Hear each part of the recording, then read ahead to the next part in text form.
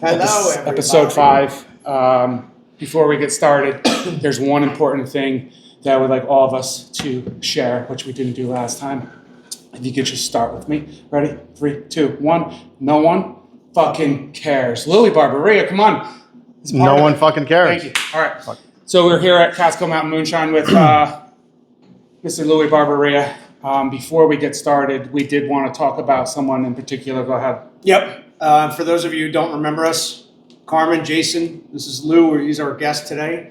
We wanted to start off by just saying thank you to everybody on episode 4 for the great feedback on the trauma awareness podcast we did, and we want to give a special shout out to somebody who is near and dear to our hearts, who's reached out personally, who was affected by being involved in a critical incident. Steve Masali, Trooper Steve Masali, great guy, reached out to myself and to Jason personally, so we wanted to say thank you to him. Yeah. If you don't recall last episode, I'll just go over it briefly. He gave us permission. He's cleared legally. So we'll go over quickly what happened with Steve. So I think it was, do you remember what year it was? Last year? Last January? Last January-ish, let's just call it. It was a stolen vehicle. Polo that they put out. Steve stopped the vehicle. The gentleman got out of the car. I say gentleman very fucking loosely because obviously he wasn't, because he let some rounds off. We just missed Steve in the front windshield. Steve was able to get out. Long story short, took care of business. And without getting too much into details. Yeah, took care of business and ended that jackass's life. And has since been cleared. And he's been cleared legally. So that's the sum and substance of it. Luckily, someone was watching over him, and he came out on top.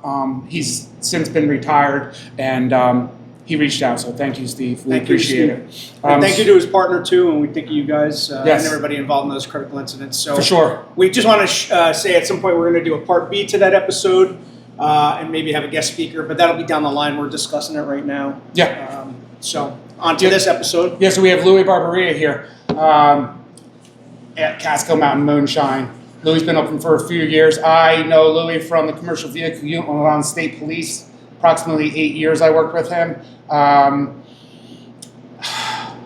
Yeah, we did some good, we went away for a lot of details. We did a lot of northern border details where we would go up to the Watertown area and do some commercial vehicle enforcement. And Carm knows him a little bit more deeply though. They've been friends since, if I recall correctly, 1953. Yeah. 1978, I think you said, right? Some bullshit like that? Yes. When you guys were 15 and I was like 2? Since like 5 or 15. 6 years old. Good at math. Got in a lot of trouble as a young child because of Lou, and his parents blamed me for everything because he had them completely buffaloed.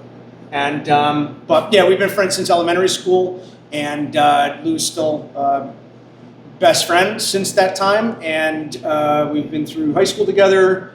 He went away to join the Marine Corps and served, which we'll get into that later.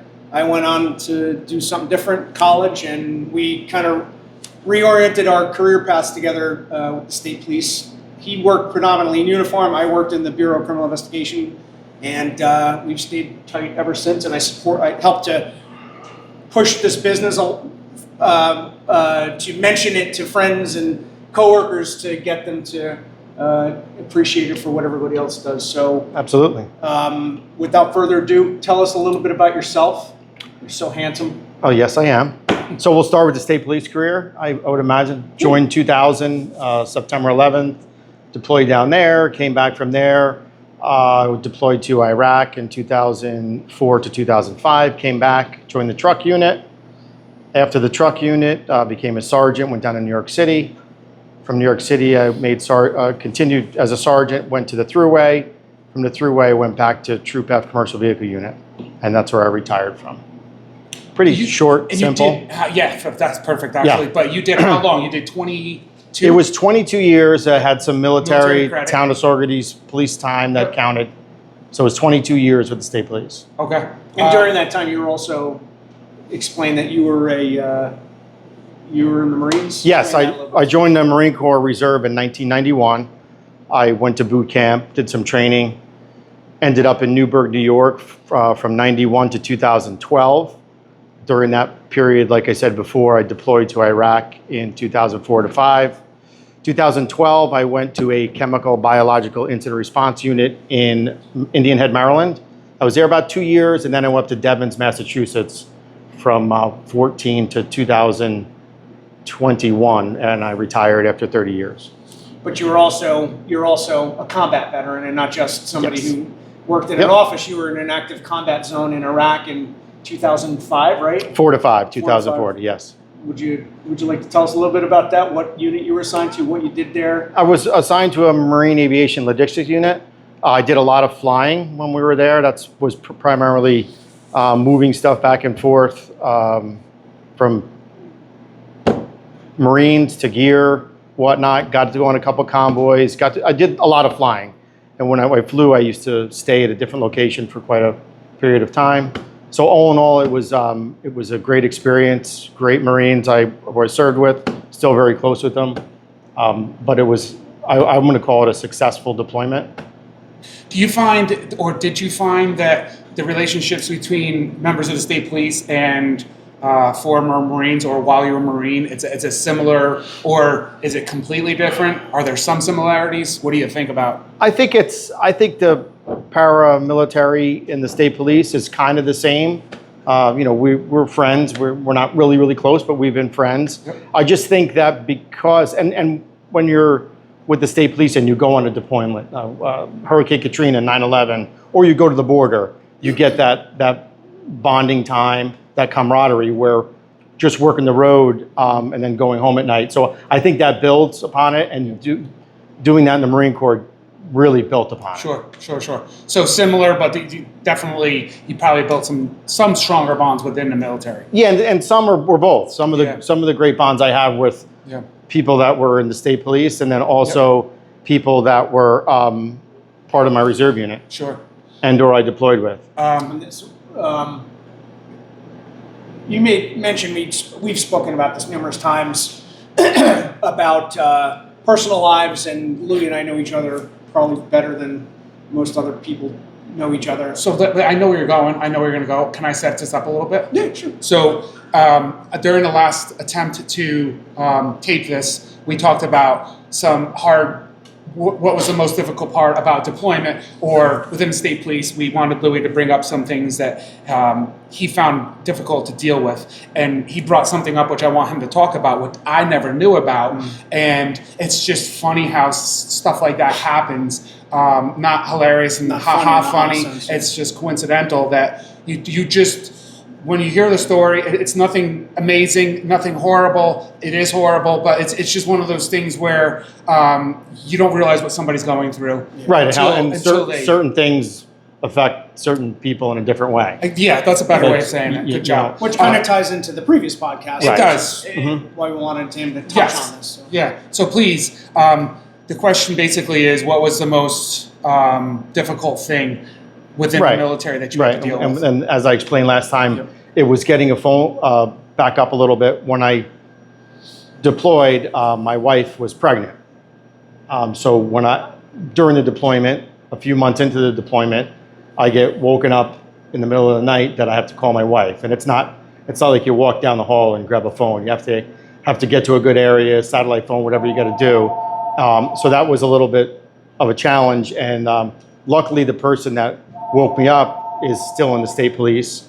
He was a state trooper at the time, in my reserve unit at the time.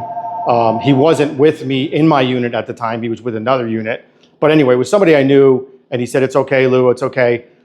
We drove to a location, made the phone call, and then my wife told me that she had a miscarriage and lost a child. And at the time, it was like, "Okay, are you okay, babe?" I know that I had family and friends back here taking care of her, but I think it was later on into the deployment, and when I got back is really when it hit me. And even later on in life, it was like really something that still bothers me today, where we've been to fatal crashes, we've been seen a lot of different things. Yeah, a lot of. And that's still something that pops back into my mind more often than I would think it would have. Sure. And like I said, luckily I had people here that were able to take care of Allison when I wasn't here. That's my wife. I was able to take care of her and my other children when I was gone. And we also talked about that last time. I kind of just led right into that's a very important thing that I think is, I'm not saying it makes everybody successful, but it definitely makes it easier for you to go ahead and be the best trooper you could be, or be the best Marine you could be, or open that opportunity to get promoted and go out west or go down south. Just having that support at home, that somebody can take care of shit when you're not there. Yeah, you don't have to worry, and it's not just your spouse; it's friends. But I was very lucky to do 30 years in the Marine Corps, 22 years at the State Police, and have a support system behind me that was like, go ahead, do what you got to do. I got your back. I'll take care of everything at home. Great which point. was awesome. That's a great point. The one question I did have, I apologize, I don't recall if I asked you this when we talked, but when you were deployed, did you know that she was pregnant? Yes, I knew. So you did know? I did know when she, before I left. I knew. Now, I mean, I don't think it makes it. No. I don't think the reception of that makes it any different. It was just a question I had as you were saying it. Yeah. So you knew, get the call. Yeah, and at the time, like I said, it bothered me, but I tried to stay focused on what I needed to do. Yeah. And I knew that she was taken care of. I mean, Carmen, she came to see me in California. There's a workup. It's not like you just wake up one day and, hey, I got my bags packed, I'm going to Iraq. There's a workup, and I was in California. And it was either before, on the way home or on the way back. I forgot which one. Carmen brought her to the airport to see me. I don't remember which one it was, but so there was definitely a support. I knew that she was okay. Once I knew she was okay physically, then the mental part, we dealt with that for a while when I got back. Yeah, for sure. All right. Well, thank you for sharing that. I really appreciate it. And so now we talked a little bit about state police, which we may talk more of. We may talk more about the military, but now where we're at, Catskill Mountain Moonshine, which you guys started. Now, to clarify, your wife Allison is actually the owner of this business. Yeah, she owns this 100%. Yes, but Well, he's still on parole. That's true. So, but I will say, I'm not taking anything away because I know Allison works her ass off here. But one of the things I want to get into is both times that we came up here, Louis opens up at a certain time and we come an hour or 2 hours before, and Louis is here doing his thing. So for those people thinking that this is like a wake up and just come to work type of job, you'll see later if we do a little tour that there's quite a bit to this whole process. So let's, if you don't mind. No. Let me ask that question. Go. Because that was my question I had put down here. Oh, you got a little cheat sheet? Yeah, I had like a little script here, and we try to go by the script. I'm not a script motherfucker, so go ahead, though. Well, you asked me to do the framework, jackass. Let's go. No one wants to see you being a douche. Tell us about your day. Tell us about your average day when you start here. What No time one you fucking start? cares about your day. Nobody fucking cares. No, your process. The process of better quick questions. Your questions right. quick thing. So get here in the morning. I usually get the water's usually filled the day before. So I have 2 pots in the back. This is to make the base of a lot of my spirits, which is corn. There's some wheat and other grain involved. So I get here, I turn the burners on, get the water to about 180 degrees, put the corn in, let it steep, and I'll show you that if we do go back in the back later. So that whole process takes a few hours. I strain it all by hand. After Applejack's made differently, and I know you want a shot of that, but you're gonna have to wait. No, just You remember what happened last time? No, I don't. No, me neither. So basically, that's what you're shaking. Sorry. So basically, it does take a long period of time. I need to do that 2 days in a row to get enough to run through the still. And at the same time, the still's running. So I turn that on, and then I turn the still on. And the still really runs consecutively for like 22 to 23 hours. So I do have somebody else that checks it, and then I'll come back and recheck it and work from there. But it's a long day. Sometimes I'm out here bartending.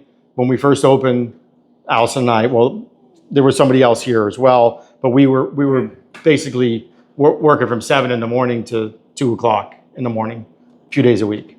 That was the thing that stuck out to me. Yeah. I would be heading into work. Some days I'd pass here like 7:30, and your truck would be out back. You're in here doing your thing, and then I come back and you're working at night, and then oftentimes you're here until 2, 3 o'clock in the morning. Yeah, like it's a lot, and then you get up and you repeat the same thing. Yeah, so it's not like you went from an easy job to an easier job. You went from a difficult job to you own everything here. You have to own you invest in the process, the products, the marketing, and your wife does an amazing job with this as well. But you guys are both here all the time doing Yeah, I it. think. Correct me if I'm wrong. Though, like within the state police or an organization like that, like you're tapped out on what you can do, and also the fulfillment you get within the state police is probably not as great as doing something like this and going home at night and having that pride, Right. knowing that you have something that's your own. Mm-hmm. Absolutely. And for me, it's just something really different. Yeah. You know, we all have helped people with the state police. We've done really great things. Well, maybe not Carmen, but most of us have done really great things. But I think it's just a different, just getting a 50-pound bag of corn and then, or in this case, apples, and then having somebody taste your product at the end and seeing that, hey, you know, this is something I enjoy. So another thing we discussed, and I don't want to steal your thunder again. Hopefully you don't cry like a little bitch. Good.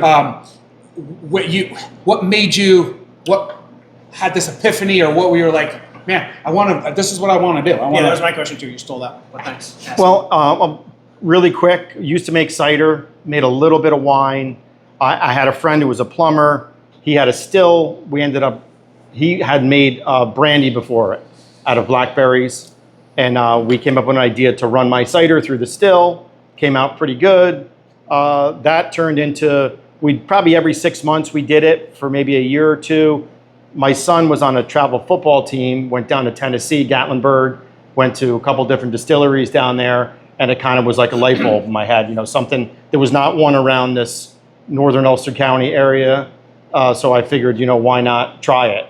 And then go ahead. But you physically could not apply for the license because you worked for the state police at the time, right? Explain that process. Right, so when we decided to go for it, my wife and this other guy were 50-50 on the partnership. I couldn't apply for it, but yes, because I was at the state police. You weren't really allowed to make it and bottle it, definitely not sell it. Mm-hmm. Once we submitted our application, they told us you could go ahead and start getting your recipes down, because it takes a little bit of time to perfect your recipes. Get your recipes down, but you can't bottle it and sell it.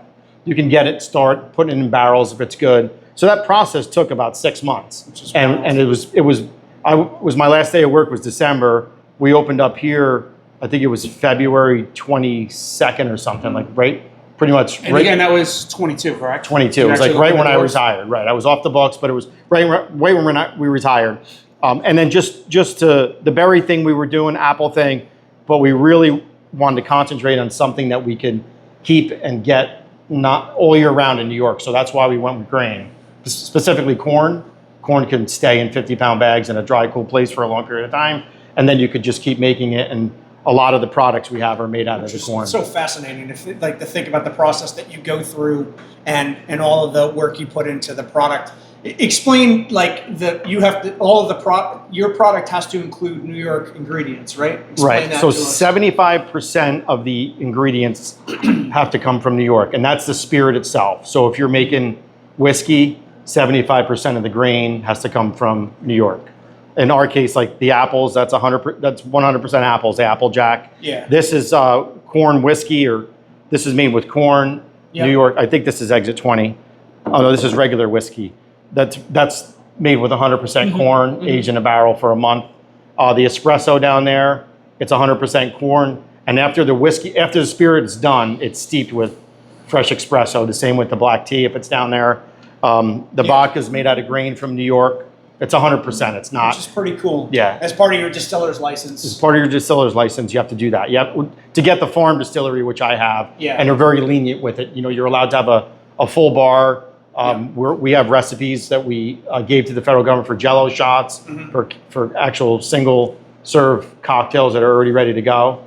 You were saying you can't sell or distribute regular alcohol. No, I can't buy Absolute or Jack Daniels. Right. So it has from to a be all distributor. okay. I can buy other New York. We have New York wine. I can buy other New York spirits with my license, but I can't buy stuff that was not manufactured in New York. Yeah. All right. So now, you have anything specific? Make sure you stay fucking close to that mic so we can fucking hear you. I'm not fucking taping this again. I'm Jason Sedita. Bitch. Jason Sedita, bitch. All right. So scaling. So you started in 2022. Yeah. And I didn't even realize this, but then you also at some point introduced whiskey, correct? Yes. And additionally, you started going to markets. How does that process take place? When did, like, explain the scaling of it? Because, and also, and additionally to that, you started distribution when Carm went to Aruba. You started Right. pushing some stuff Right. out there. Maybe Right. get into that a little bit. So the first thing we did was, and it was a little backwards. Most of the time, you make a spirit and then you get places to sell it, Yeah. and then maybe open up a front. We did it backwards. A friend of mine had this building for rent, and it was a perfect location. So we decided we did a little bit backwards. So we made the spirits, and we made a vodka, a gin, a couple different whiskeys, so we can have customers come in here and make them anything from an old fashioned to a whiskey sour, gin and tonic, martini, whatever you could think of. So then that turned, once we got enough inventory here to sustain the bar, we were going to events, and we went to one liquor store. They took it. At the events, we realized some of the spirits, people wanted a little flavor to them. So we came up. We did have the honey and the maple. That was our most popular. So we decided to add them together, and that's our Exit 20, which is Sorgety's. Exit 20. It's our honey maple whiskey. It's actually honey maple moonshine. It's not really whiskey. And then from there, we decided to go with the espresso, just because espresso martinis were popular. Yeah. The same thing with the black tea. A lot of people like an Arnold Palmer. Yeah. So we went with that, and that's kind of how we went. We went with the black tie, or the purple tie vodka, black tie. Like what? And then this is the blood stripe vodka, and this is 87 fuel. And explain the purple tie and the blood You stripe. explain the purple tie. explain purple- Come you're on, good at you know the Praetorian. Come on, you got it. Well, it's the purple tie is from the state police. It's an ode to the state police purple tie that troopers wear. And if you notice on the label, they designed it so that it's gray and purple. The uniforms the New York State troopers wear are gray, and the purple is the purple tie that comes from the Roman Empire, the elite soldiers that protected the royal families, so to speak. Yeah. So yeah, but the blood stripe, I wouldn't. That's a Well, much the more blood thing. stripe. So the blood stripe comes from. It's in memory of the Marines that were lost in Chapultepec. It was the American-Mexican War. I think it was 1847. There was a lot of non-commissioned officers, staff non-commissioned officers, and officers that lost their life. So that's what they wear, non-commissioned officer. They wear a blood stripe on their blue trousers, their dress uniform.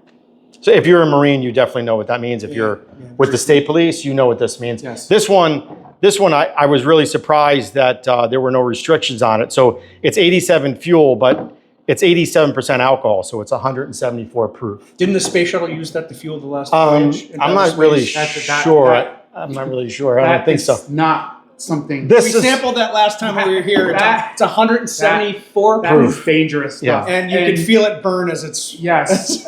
I'm not even going to ask you. Just No, well, you're not getting it.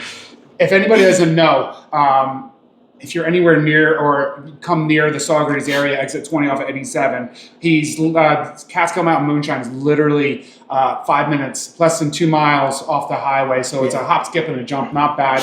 Great decor, unless you're offended by bras, which Can they see the camera angle of all maybe the bras? not. But I'll show you when we do the brief walkthrough. walkthrough. There's some bras that show what they do here, which is it's a great spot. So take us through this a little bit. This is the so that's the Applejack. this is the Applejack. It's made with all apples. So right? yeah, it's basically taking apple cider, Yeah.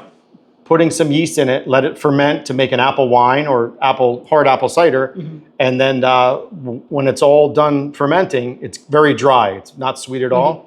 You run it through the still. It comes out crystal clear. Everything should come out of the still this color. After it comes out of the still, I put it in an oak barrel for about 6 months.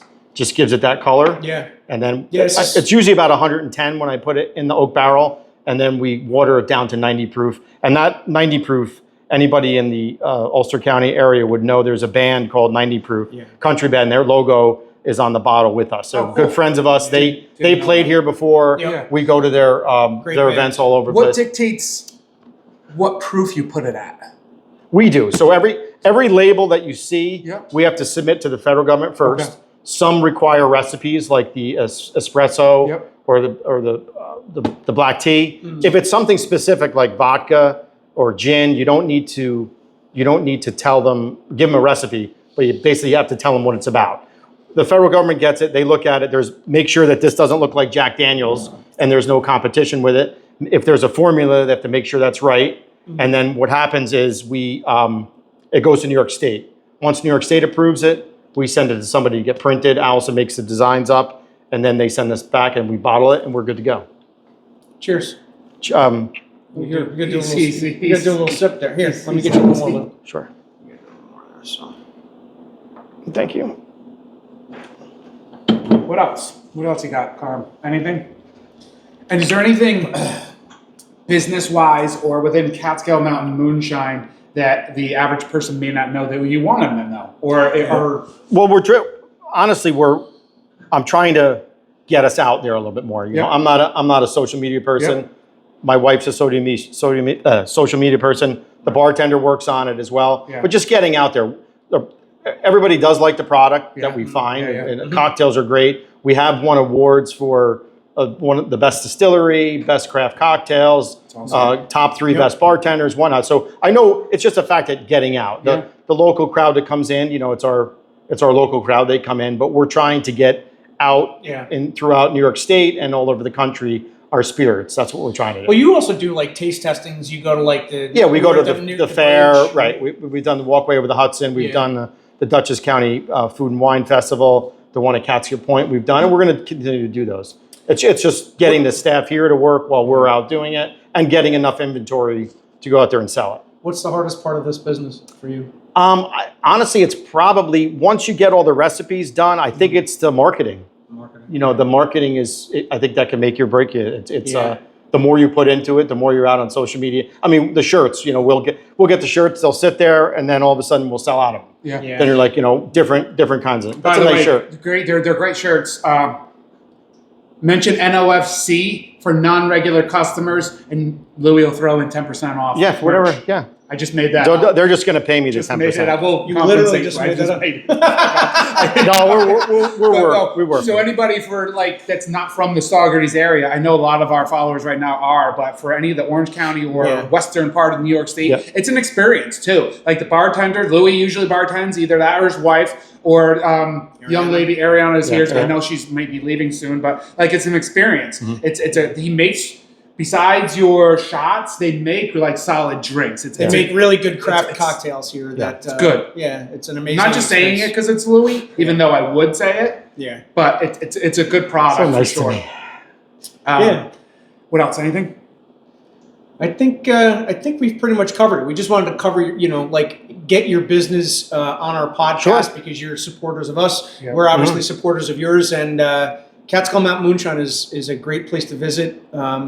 Yeah, we're in the process of trying to get to some liquor stores that are down south and Orange County area, or even down further south. We're just trying to make the product so we can have enough inventory to get it out there. We actually joked around about doing a live podcast from here with a bunch of people, and we got joked around about how chaotic that would be. And the closest thing we have to it is we have Joe Comito sitting over there watching the whole Joe's thing. very quiet though. Joe's very quiet. He's actually sitting watching. But so like when you left or whatever, I think I took a nap and you guys left at 10 o'clock at night. You couldn't. I saw that. I saw social media. I was like, holy cow, there's quite a few people here, which is awesome. Yeah, it was great. It's a later night crowd, which gets harder and harder as you get younger and younger. Younger and younger in years. We're going to pause right here. We're going to do a quick little tour.